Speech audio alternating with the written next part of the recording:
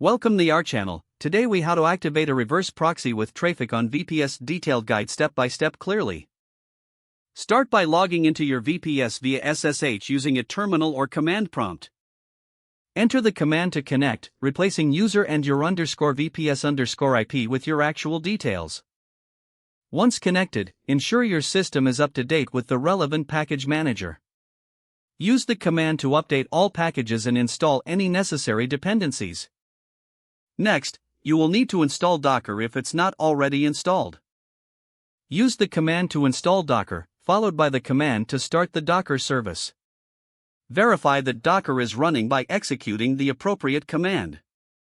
Now, let's install Traefik using Docker. Create a directory for your Traefik configuration files.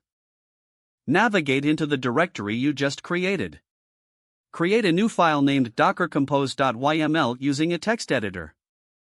In this file, you will define the Traefik service and its configuration. Begin by specifying the Traefik image and the version you want to use.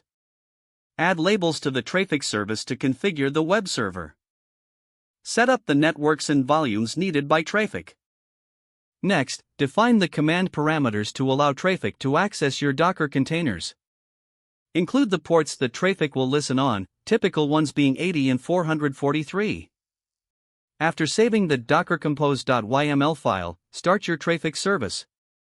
Run the docker compose command to launch Traefik in the foreground. Verify that Traefik is up and running by checking the logs or accessing the Traefik dashboard. Now, let's configure the reverse proxy for your backend service.